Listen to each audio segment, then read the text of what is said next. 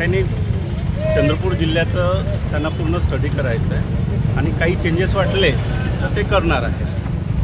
आपण संघटक म्हणून इथे काम करत आहे काय भद्रावतीमध्ये? भद्रावतीचं जे संघटक म्हणून आपलं वरून आणखी काय समोरचं पाऊल राहील? नाही, संघटक म्हणून आम्हाला जिल्ह्याचा विचार करणं आहे आणि जिल्ह्यामध्ये जास्तीत जास्त लोकांपर्यंत पोहोचणं आहे. यावेळेस येणारी विधानसभा, या विधानसभाला पाहून आपण काय समोर पाऊल राहील?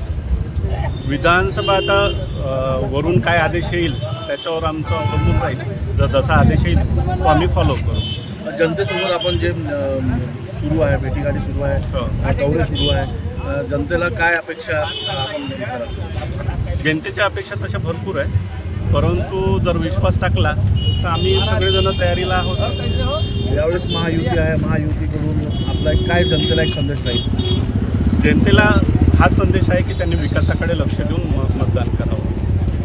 येणारे जे आज कायदेताई आहे आणि गोपालजी खासदार, माजी खासदार गोपालजी तुमाने आहे, यांच्याकडून आपण जनतेला काय एक आव्हान कराल?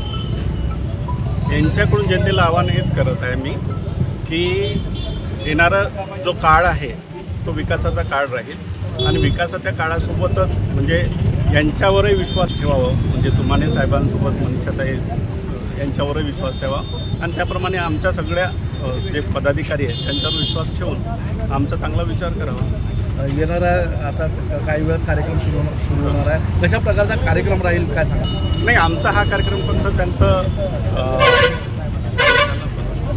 स्वागताचा कार्यक्रम आहे.